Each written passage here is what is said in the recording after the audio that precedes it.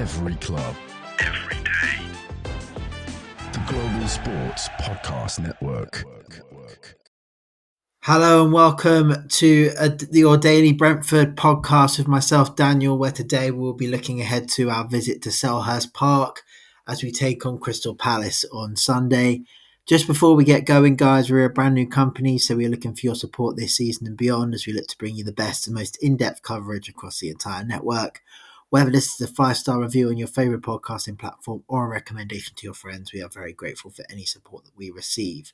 So let's get straight into it with the team news and the key bit of news coming out of Brentford right now. It's not confirmed at the time of recording, but Michael Kayode appears to be coming in from Fiorentina.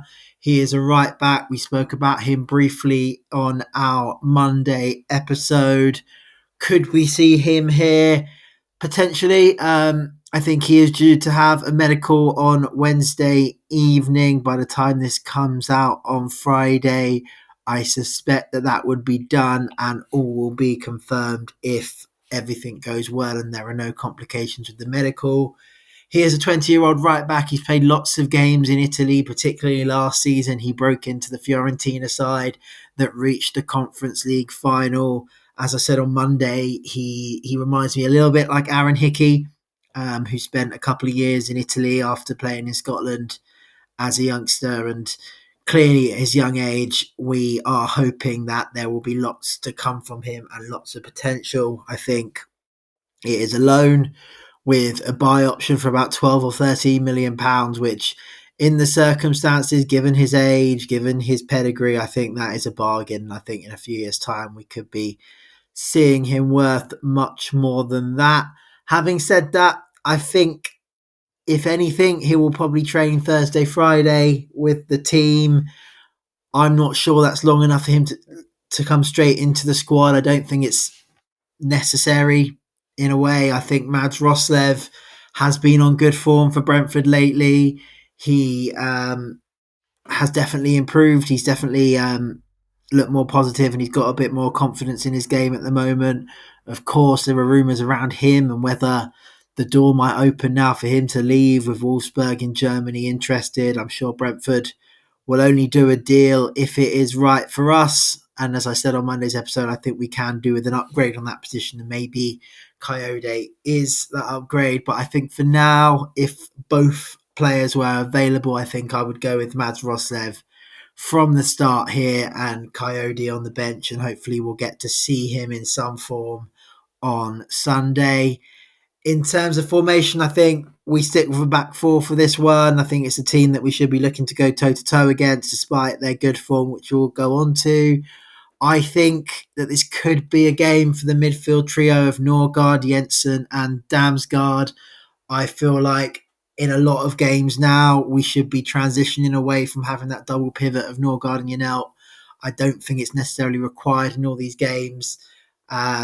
Jensen, of course, can play that deeper role with Damsgaard as a drifting number 10 as we see him do so regularly. I think having Jensen there instead of Janelt, he just offers a more creative outlet from a deeper position and someone who can spray passes from a deeper position and hopefully get us going in attack, and someone that can hopefully help us keep the ball a little bit better, as that is something we've struggled with at times in certain games, particularly away from home, in terms of dominating that midfield, getting out with some regularity to create chances, because I'm confident with this side, no matter who we play against, if we create chances for the likes of Damsgaard and Boomer and Wisser, we will score goals. I have to be confident of that.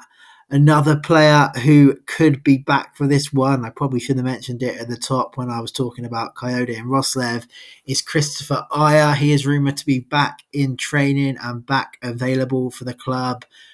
I think we have to be a little bit careful with him. We know that he is injury prone. We know that he is susceptible to the odd knock. So I think if he is not ready to start the game, if he is not ready to play 90 minutes, I don't think we need to risk him here. There is, of course, the option to play him at right back. There is, of course, the option as well to play him at left back. But I think Keane Lewis Potter has been doing too good a job in a way, which also reflects why Rico Henry hasn't got back in recently, because Keane Lewis Potter on that left-hand side, I think, is still someone I would want starting for the club. I can't see Ayer slotting in at centre-back. I think Van den Berg and Collins in recent weeks have created what seems like a good, promising partnership. And given that they're both young, I think that could be something that is very promising for the future. Just a little bit on Damsgaard as well. At the time of recording, it's rumoured that he will be signing a new 5-year contract. It's also rumoured that he will be on in or around 100 grand a week, which will make him the highest paid Brentford player, certainly of the current team, and possibly ever. I think that is well deserved. I think that is a massive win for the club. We have seen in recent years the likes of David Raya, Ivan Toney, now possibly in Mbumo, not signing new contracts, going on to bigger things. And I think Damsgaard really could have been the next one after Mbumo if he hadn't signed this. So if we can get that over the line, I think that's absolutely brilliant. And we're looking at a player there that I think Brentford should easily be looking to build around for the next 5 years. And, if he is to go in that time, we can now demand a big old fee. So I think that's really well deserved from Michael Damsgaard. He has been our best player this season, so you can't deny him that he probably deserves to be the highest earner. And I think everything good that we do going forwards comes through him. And even going forward, if the likes of Bryan Mbumo were to depart, I think whoever comes in to replace him, they will benefit massively from having the likes of Damsgaard in and around him creating chances. For this game in particular, in terms of the front three, I think we might see the return of Kevin Schade. He tends to play these games against the non-Big Six sides. When Brentford line up of a front three, I don't think necessarily that we go with an extra midfielder here. If we did, then we could perhaps accommodate Norgard, Jensen and Damsgaard.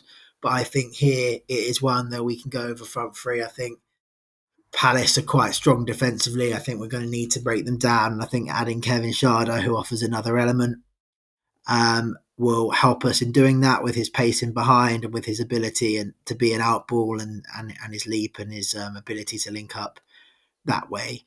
In terms of Crystal Palace, we could see a debut for Romain Esse brought in from Millwall. Could he be their Michael Olise replacement? Perhaps. I would reserve judgment on him for now. I certainly don't expect him to come in all guns blazing. I think obviously it's a big jump up from Millwall in the Championship to Premier League football. So we'll see how he copes if he is to play. Having said that, I think Ismail Assar as well as Eze and Mateta have been in really good form lately. So I don't really see a reason why Palace will change that front three. Of course, in defence, they've lost Trevor Chalobah, who was recalled by Chelsea due to their injury crisis.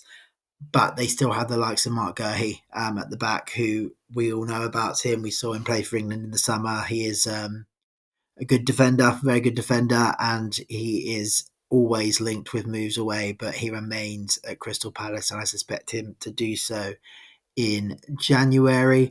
After the break, then, I will be going into our previous meetings against Palace, a little bit about how both teams are faring at the moment and how I expect this game to pan out on this occasion. Every club, every day. The Global Sports Podcast Network.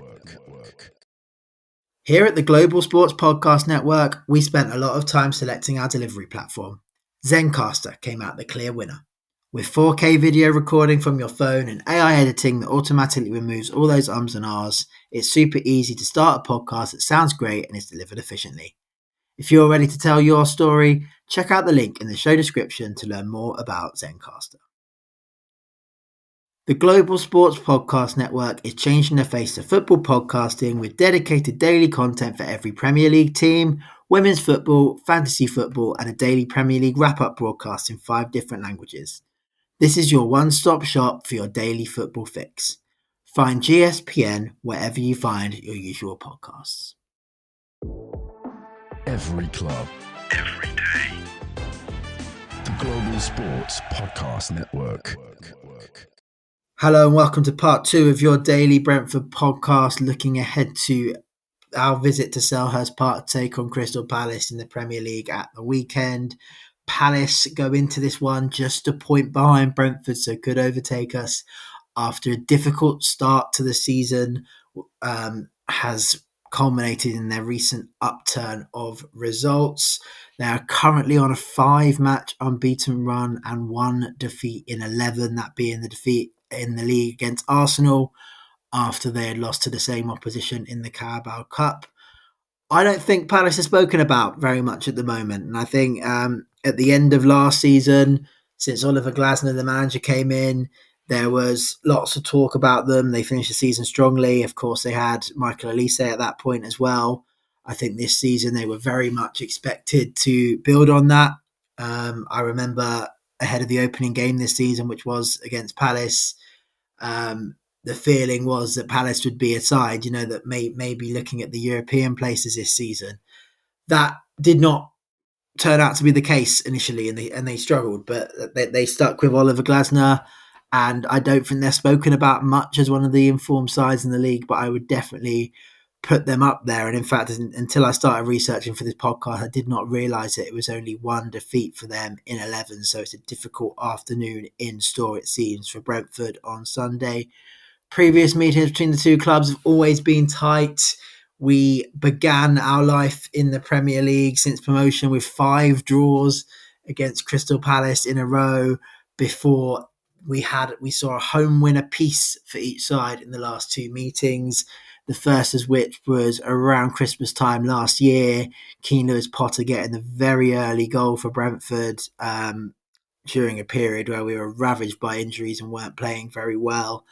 That we were quickly pegged back before Olise and Eze combined between them for a 3-1 Palace victory.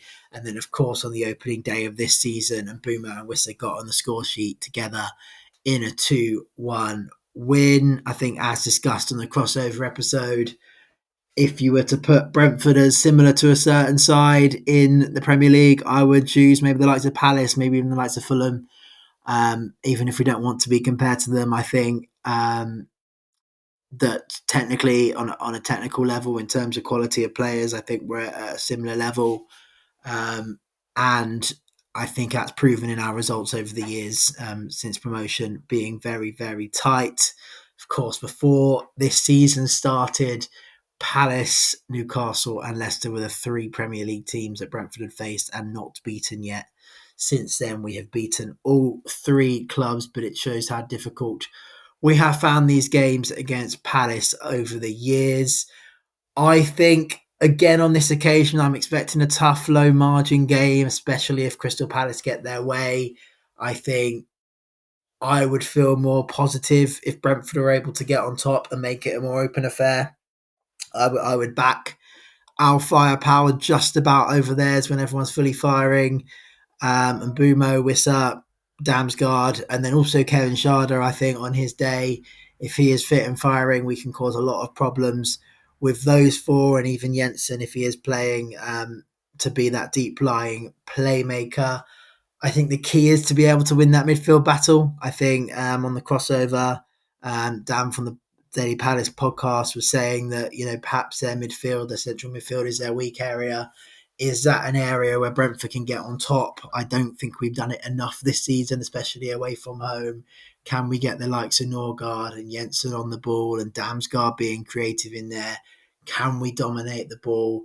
Can we get forward with regularity? And I think if we manage to do that, we'll be able to release the front 3 and get some joy that way.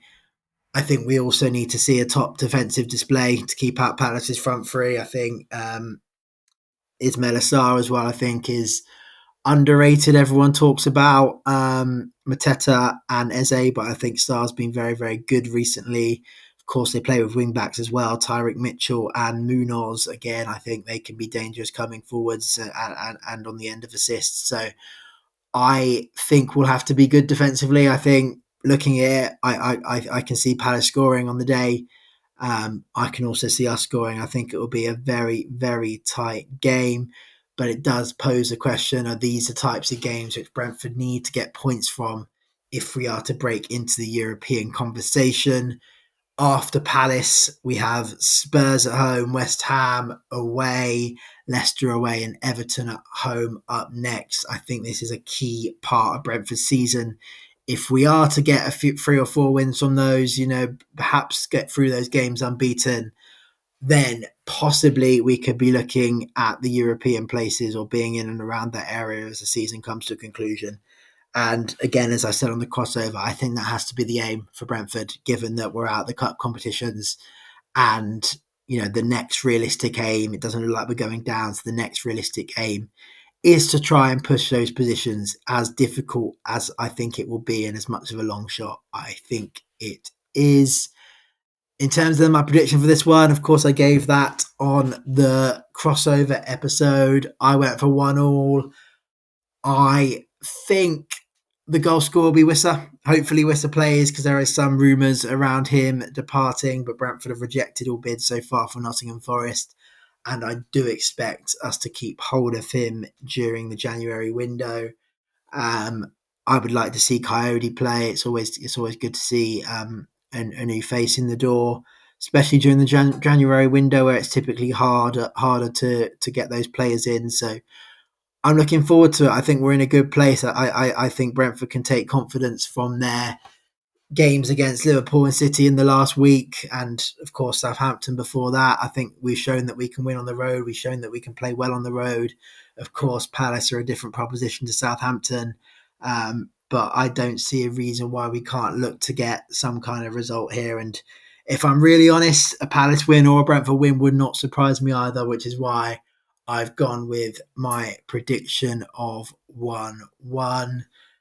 And yeah, like I said, I think we played well in our last two games. And I think if we can translate that level of performance, particularly defensively against Liverpool, but if we can add to that a few layers, if we can get forward in more regularity, which hopefully we can, against Palace, who are a team, not of the same level of Liverpool, despite their recent run. So I'm looking forward to it. That will do for the Daily Brentford podcast today. We hope you've enjoyed today's episode, and once again, we'd be extremely grateful for your support, as this will enable us to go bigger and better moving forwards. Daily Brentford can be found on X, Instagram and TikTok under the handle @GSPN Brentford. We'll be back again on Monday, where we'll be reviewing the action from the weekend. Please remember the game is on Sunday at 2 p.m. UK time this weekend. Until then, from myself, thank you for being with me.